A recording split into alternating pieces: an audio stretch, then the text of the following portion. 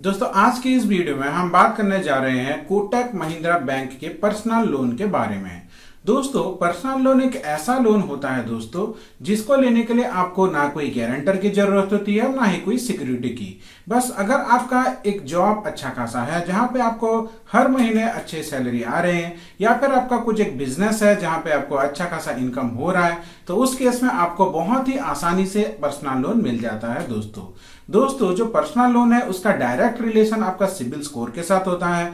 अगर आप personal loan के लिए अप्लाई करेंगे तो बैंक सिर्फ एक ही चीज देखती है दोस्तों कि आपका इनकम ठीक ठाक होना चाहिए और आपका सिबिल स्कोर कितना है। सिबिल स्कोर आपका जितना अच्छा होगा उस हिसाब से आपको कम इंटरेस्ट रेट में पर्सनल लोन आराम से मिल जाती है। दोस्तों अब पर्सनल लोन किस चीज के लिए आप ले सकते हैं? दोस्तों आप कोई भी अपनी पर्सनल काम के लिए पर्सनल लोन ले सकते हैं। मान लीजिए मैं 1 लाख रुपए का लोन लेता हूं तो बैंक मुझे कभी भी ये नहीं पूछेगी कि ये जो 1 लाख रुपए का लोन मैंने लिया है उसका मैं क्या करने वाला हूं। उसको चाहे मैं अपनी शॉपिंग पे खर्च कर सकता हूं, अपने किसी भी पर्सनल काम के लिए खर्च कर सकता हूं, कोई भी चीज खरीदने के लिए कर सकता हूं, कहीं पे घूमने के लिए कर सकता हूं, किसी भी रीजन पे मैं उसका खर्च कर सकता हूं। इसका बैंक हिसाब नहीं मांगते हैं।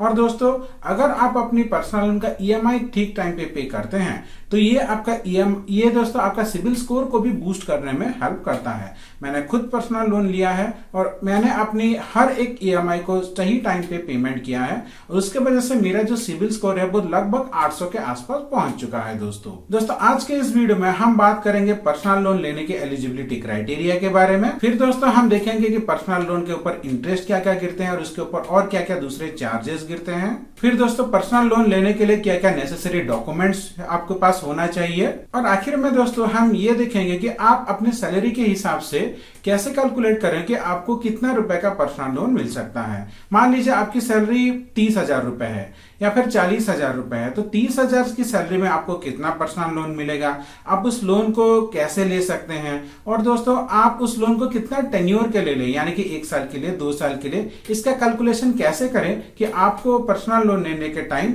और आपका ईएमआई देने के टाइम कोई भी दिक्कत ना आए।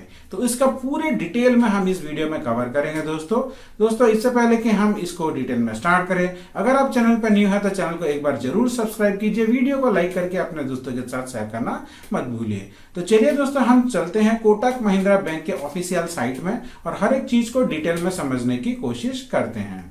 जैसे कि दोस्तों यहाँ पे देख सकते हैं हम आ गए हैं कोटक महिंद्रा बैंक के ऑफिशियल साइट पे।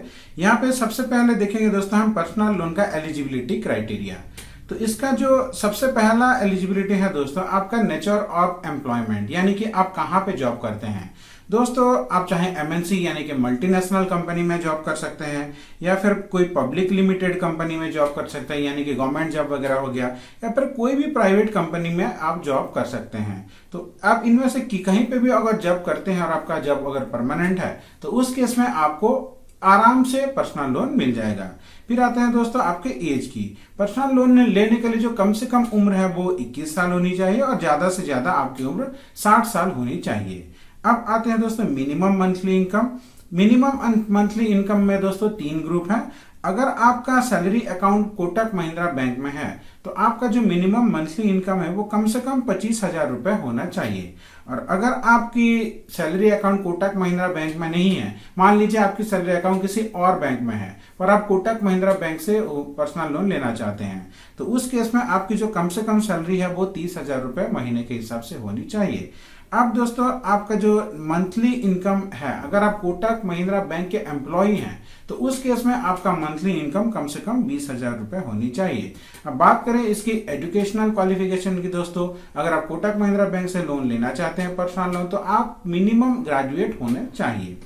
अब दोस्तों आपका वर्क एक्सपीरियंस, यहाँ पे पर्सनल लोन लेने के लिए कम से कम आपको 1 साल का वर्क एक्सपीरियंस रहना चाहिए यानी कि आप जो जॉब कर रहे हैं वो कम से कम 1 साल पुराना होना चाहिए। दोस्तों अब इसके इंटरेस्ट रेट के बारे में थोड़ा सा देख लेते हैं दोस्तों। जैसे कि आप देख सकते हैं दोस्तों यहाँ पे आप देख सकते हैं इसका जो इंटरेस्ट रेट 10.99% से शुरू हो रहा है दोस्तों।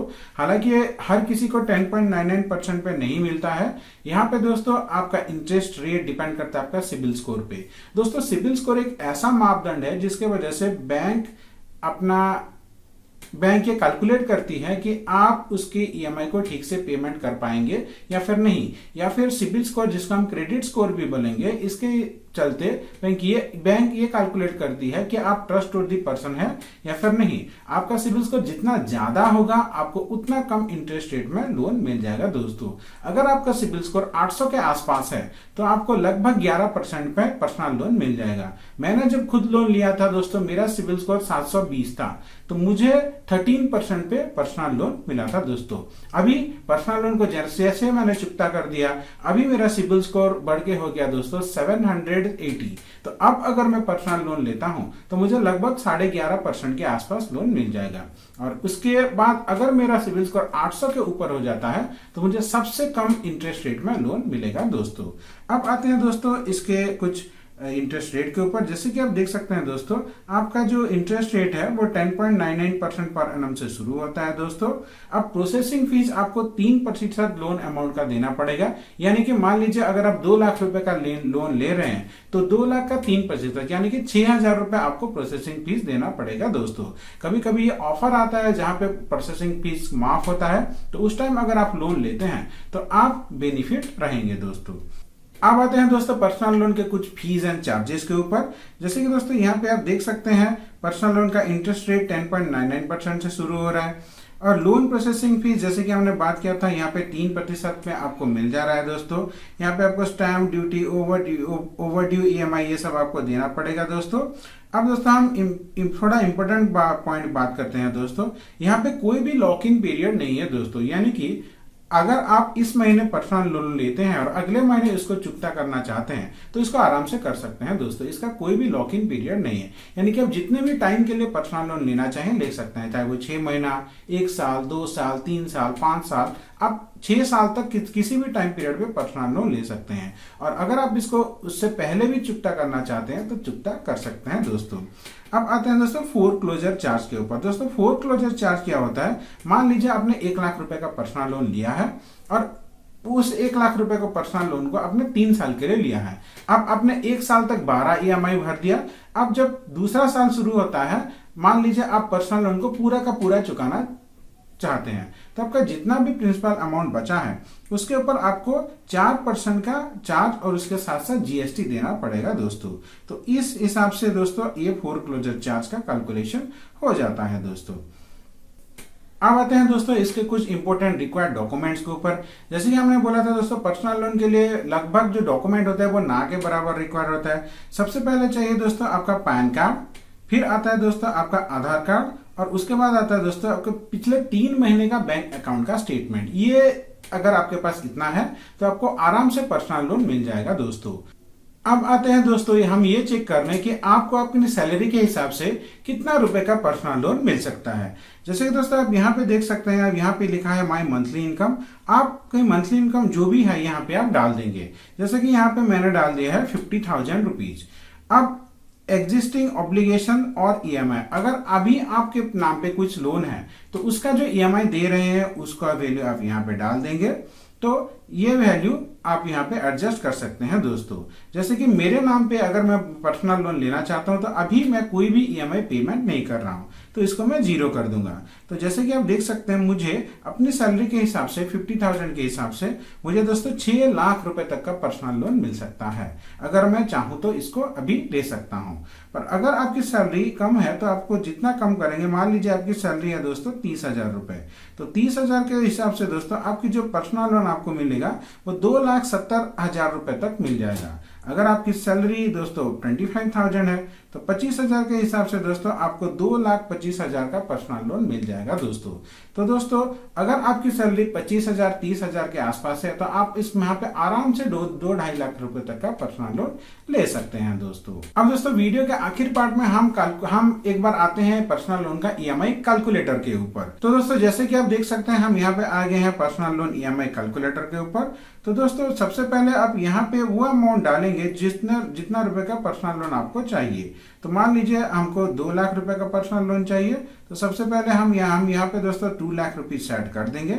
उसके बाद आता है दोस्तों इंटरेस्ट रेट। अगर आपका सिबिल स्कोर 800 के आसपास है तो आपको 10.99 रेट ऑफ इंटरेस्ट पे लोन मिल जाएगा। अगर आपका सिबिल स्कोर इससे कम है तो लगभग आपको 11-12% के आसपास लोन मिल जाएगा दोस्तों, 12% के आसपास। तो हम इसको एवरेज 11.5% मान के चलते हैं दोस्तों।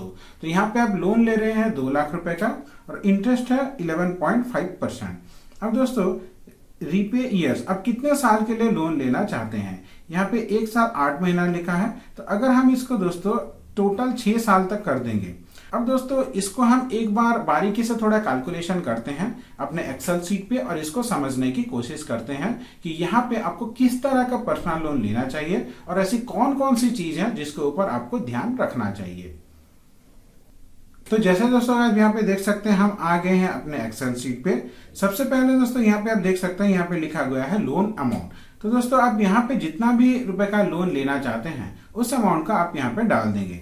जैसे कि दोस्तों हमें लेना है 2 लाख रुपए का पर्सनल लोन, तो सबसे पहले हमने यहाँ पे 2 लाख रुपए डाल दिया। अब यहाँ पे आपकी जो रेट ऑफ इंटरेस्ट आती है दोस्तों वो है दोस्तों 11.5%। अब इस पर्सनल लोन को अगर हम दोस्तों यहाँ पे 6 साल के लिए लेते हैं तो आपकी ईएमआई आ रही है दोस्तों, तो आपकी जो ईएमआई आ रही है दोस्तों वो 3,858 रुपए आ रही है। यहाँ पे दोस्तों आप देख सकते हैं कि आप लोन ले रहे हैं 2 लाख रुपए का 6 साल के लिए और आप जो इंटरेस्ट पे करेंगे दोस्तों वो 75,156 रुपए आप बैंक को यहाँ पे इंटरेस्ट पे करेंगे दोस्तों। अब मान लीजिए इसी लोन को अगर आप 6 साल के बजाय अगर आप 4 साल के लिए लेना चाहते हैं तो यहाँ पे आपका जो ईएमआई आ जाएगा दोस्तों वो लगभग 5,218 रुपए। अब आप बैंक को इंटरेस्ट पे करेंगे दोस्तों 48,077 रुपीज। और अगर आप इस टेन्योर को घटा के दोस्तों 2 साल कर देते हैं तो यहाँ पे आपकी ईएमआई आ जाएगी दोस्तों 9,368 रुपीज। और दोस्तों आपको यहाँ पे बैंक को देना होगा दोस्तों यहाँ पे 22,700 का इंटरेस्ट। इस हिसाब से दोस्तों आप अपने पर्सनल लोन का प्लानिंग कर सकते हैं। जैसे कि दोस्तों आपने देखा कि आप जितना ज्यादा टेन्योर के लिए लोन लेंगे आपका जो इंटरेस्ट है दोस्तों, आपका जो बैंक को इंटरेस्ट पे करेंगे वो उतना ज्यादा हो रहा है दोस्तों। और अब जितना कम टाइम के लिए लोन लेंगे दोस्तों उस हिसाब से आपका इंटरेस्ट उतना ही दोस्तों घट जाएगा दोस्तों। तो उस हिसाब से आप अपनी सैलरी के हिसाब से आप कितना रुपए का बैंक को लोन उस हिसाब से दोस्तों आपको अपनी सैलरी के हिसाब से अपना कैलकुलेशन करना होगा और आप कितना रुपए का ईएमआई कंफर्टेबली पे कर सकते हैं उस हिसाब से आपको अपना लोन लेना होगा दोस्तों। जैसे कि दोस्तों मान लीजिए आपकी सैलरी 30,000 रुपए है, 30,000 रुपए से लगभग 10,000 रुपए का आप ईएमआई पे कर सकते हैं। तो उस हिसाब से अगर हम आपको ये सजेस्ट करें तो अगर आप 2 लाख रुपए का लोन ले रहे हैं तो 30,000 की सैलरी में आप इसको 2 साल के लिए लीजिए। 2 साल में दोस्तों आप कंफर्टेबली आराम से इस लोन को चुकता कर सकते हैं। हालांकि अगर आप इसको 3 साल के लिए लेना चाहते हैं तो 3 साल में आपकी ईएमआई 6,500 के आसपास आ जाएगी दोस्तों। तो उस हिसाब से आप अपना कैलकुलेशन कीजिए और लोन लीजिए। लोन दोस्तों हमेशा सिर्फ आप खुद का कैलकुलेशन करके ही लेना चाहिए। अगर आपकी सैलरी कम है तो आप 1 साल का लोन अगर लेंगे तो ज्यादा से ज्यादा आपको पैसा आपको ईएमआई में देना पड़ेगा और शायद आप उसको मैनेज ना कर पाए। तो इस हिसाब से आप लोन लेके इसको आराम से चुकता कर सकते हैं दोस्तों अगर आपको ये वीडियो अच्छा लगे तो वीडियो को लाइक कीजिए और दोस्तों अगर इसके रिलेटेड कुछ भी डाउट है आपके मन में तो आप हमें जरूर कमेंट कीजिए। जितना जल्दी हो सके हम उसको रिप्लाई देने की कोशिश करेंगे। आपका दिन मंगलमय हो। धन्यवाद दोस्तों।